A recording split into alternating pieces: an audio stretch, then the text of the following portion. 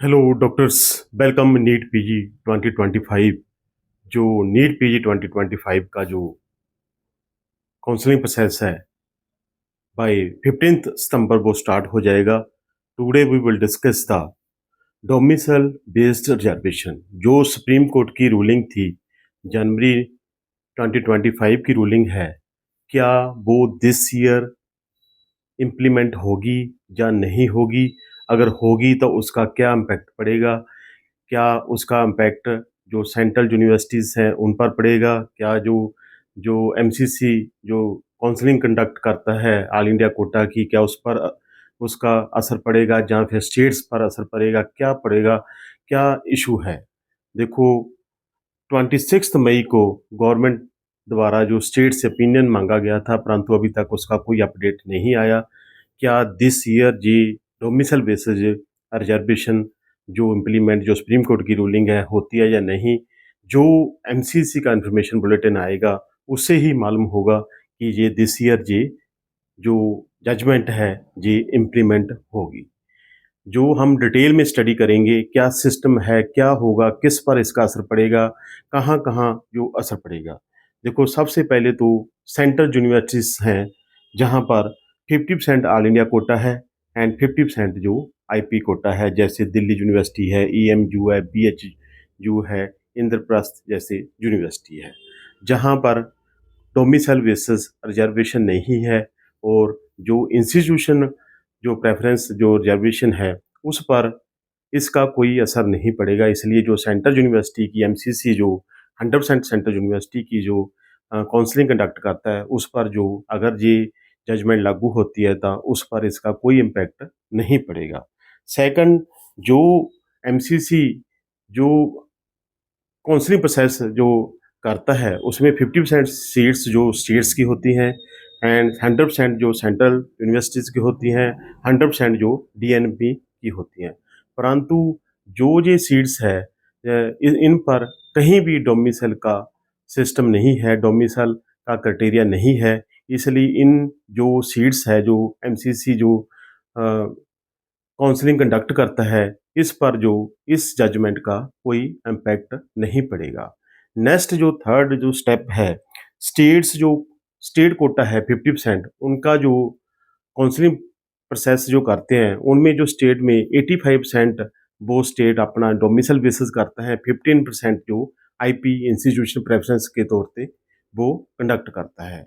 उन अगर हम स्टेट्स में देखें तो स्टेट्स में डिफरेंट है। कुछ states all India open states हैं, कुछ स्टेट्स क्लोज स्टेट हैं, close for government quota and close for even private quota, कुछ only close for government Kota.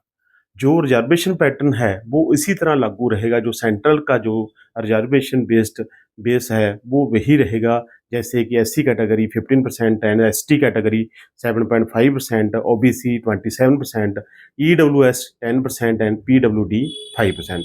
वो इसी तरह रहेगा। सबसे पहले जो ऑल इंडिया ओपन स्टेट्स हैं, जहाँ जैसे 14 ऑल इंडिया ओपन स्टेट्स हैं, अगर हम देखें यूपी है, हरियाणा है, बिहार है, वेस्ट बंगाल है, उत्तराखंड है, रा हिमाचल प्रदेश, कर्नाटका, पौंडीचेरी, तमिलनाडु, तेलंगाना, आंध्र प्रदेश, एमपी एंड छत्तीसगढ़। इन स्टेट्स पर जो डोमिसाइल बेसिस जैसे जहाँ पर कोई सिस्टम नहीं है, इसलिए इन स्टेट्स पर जो ये जो जजमेंट है इसका कोई इम्पैक्ट नहीं पड़ेगा। और जो क्लोज स्टेट है, जो टोटली क्लोज्ड है गवर्नमेंट एंड प्राइवेट्स के लिए, जैसे महाराष्ट्र है, गुजरात है, पंजाब है, उड़ीसा है एंड जेके है, ये स्टेट्स है, अगर डोमिसाइल बेसिस रिजर्वेशन होती है, ये जजमेंट लागू होती है, इन स्टेट्स पर मैक्सिमम इम्पैक्ट पड़ेगा। नेक्स्ट जो जो क्लोज स्टेट है सिर्फ गवर्नमेंट के लिए, जैसे कि तमिलनाडु है, आंध्र प्रदेश है, तेलंगाना है, वेस्ट बंगाल है, राजस्थान है, हरियाणा है, उत्तराखंड है, एमपी है, छत्तीसगढ़, इन पर भी कोई ज़्यादा असर नहीं पड़ेगा इस जजमेंट का। मोस्टली फैक्टर ये रहेंगे जो टोटली क्लोज स्टेट हैं पर गवर्नमेंट एंड प्राइवेट के लिए। अगर ये जजमेंट लागू होती है तो state wise reservation bill also finish. जो स्टेट वाइज रिजर्वेशन है, जैसे स्टेट ने अपने मुताबिक जो रिजर्वेशन सिस्टम बनाया है वो भी खत्म हो जाएगा एंड सेंट्रल बेस्ड रिजर्वेशन में वो इम्प्लीमेंट हो जाएगी।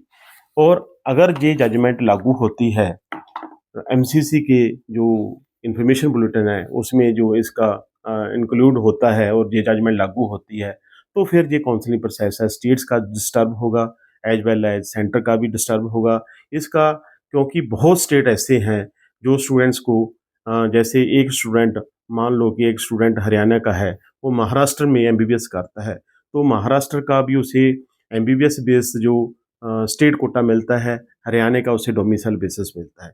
उसी तरह अगर एमपी का एक स्टूडेंट महाराष्ट्र में करता है तो महाराष्ट्र का उसे, जो महाराष्ट्र क्लोज स्टेट है, परंतु वहाँ उसे जो एमबीबीएस बेसिस कोटा मिलता है, एमपी में उसे डोमिसाइल बेसिस जो स्टेट कोटा मिलता है। इसी तरह बहुत स्टूडेंट्स ऐसे हैं जिन्हें डबल बेनिफिट मिलता है। जो ये सुप्रीम कोर्ट की रूलिंग थी, इसमें यही फैसला किया गया है कि वन डोमिसाइल वन नेशन ये लागू हो, क्योंकि डोमिसाइल का क्राइटेरिया स्टूडेंट्स बार-बार जो कोर्ट में जा रहे हैं उसे डोमिसाइल के बेसिस पर रिजर्वेशन मिल रही है।